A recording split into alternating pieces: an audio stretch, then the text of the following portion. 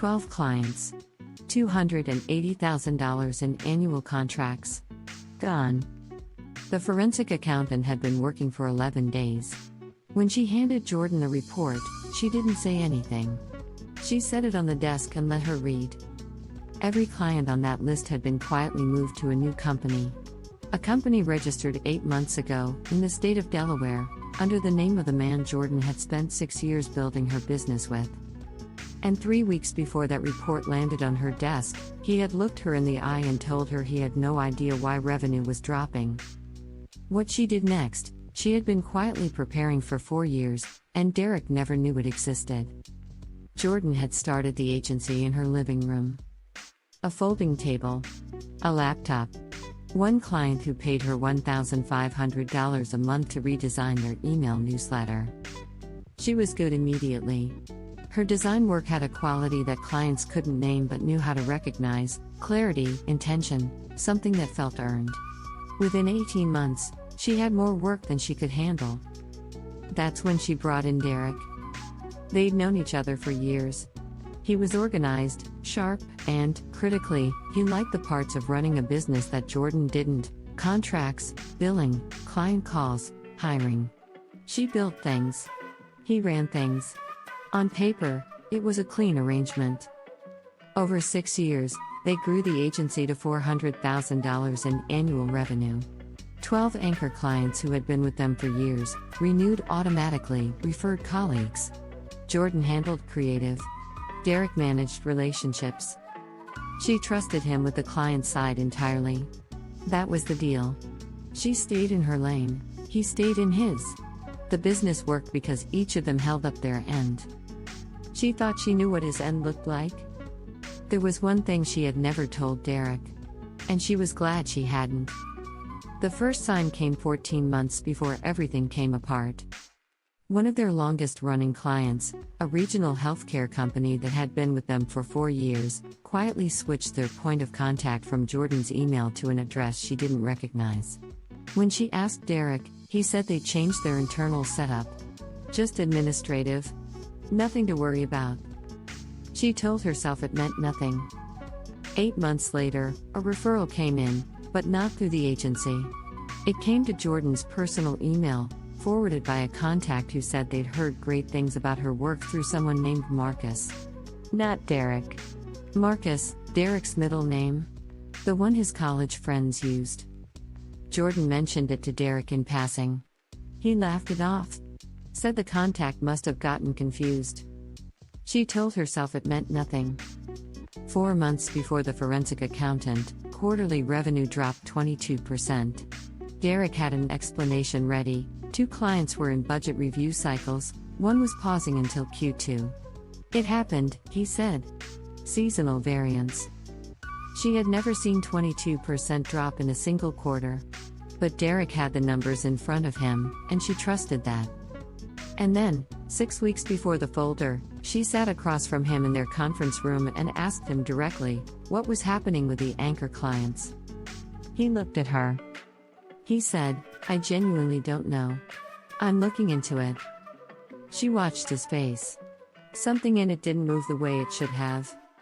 She told herself maybe she was imagining it. She wasn't. She didn't hire the forensic accountant immediately. She started where she could, the client contracts. Stored in a shared drive they both had access to. She went in on a Saturday morning, alone in the office, and started reading.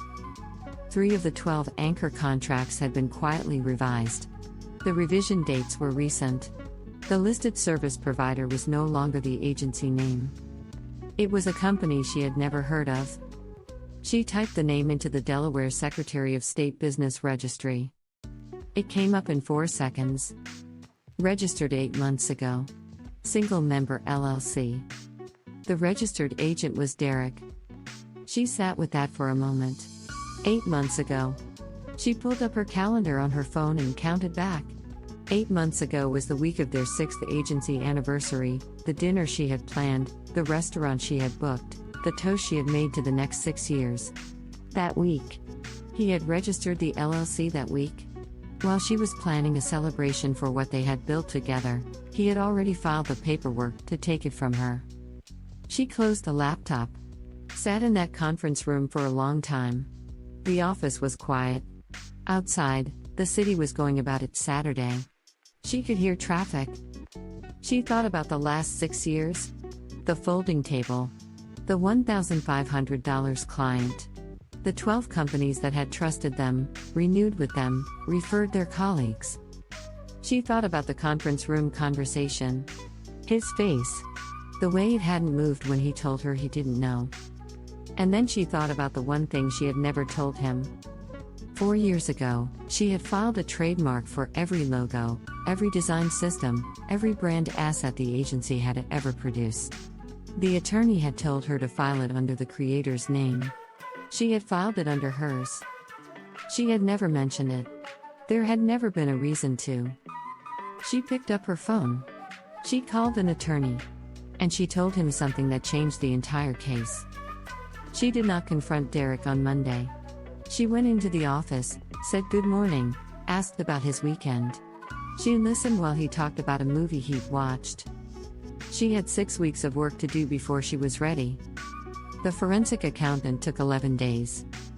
She mapped every client migration, when Derek had first approached them under the new company name, when contracts had been quietly revised, when billing had been redirected. She confirmed that none of the 12 clients had been told they were signing with a new entity. Derek had simply changed the invoicing address and hoped they wouldn't notice. Jordan built a file. Not a folder. A file. Indexed by client, by date, by document. Original contracts. Revised contracts. LLC registration. Client communication record she pulled from the server before Derek realized she had access to the server logs. The file was 94 pages. The trademark. The one Derek's name wasn't on. Every logo, every design system, every brand asset the agency had ever produced, registered in Jordan's name, 4 years ago, quietly, on a Tuesday afternoon. Every asset Derek had copied to build his new company was her intellectual property.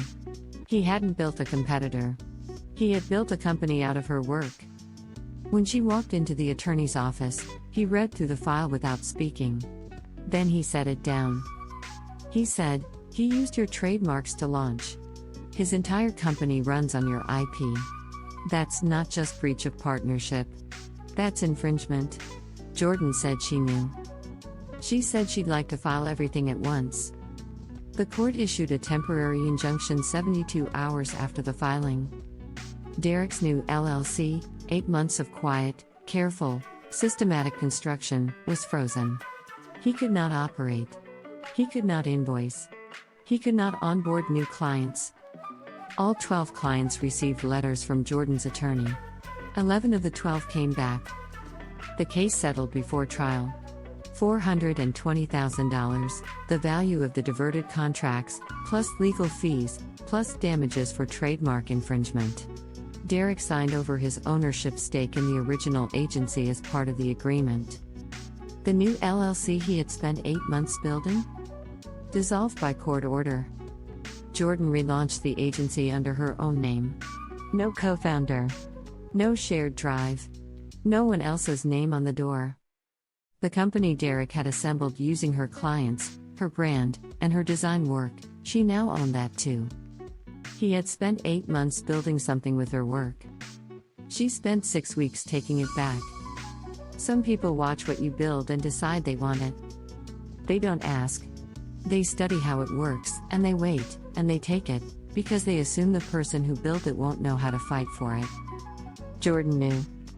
If you have ever given someone access to something you built, your clients, your contacts, your systems, and watched them treat that access as an inheritance, you already know what Jordan felt when she closed that laptop.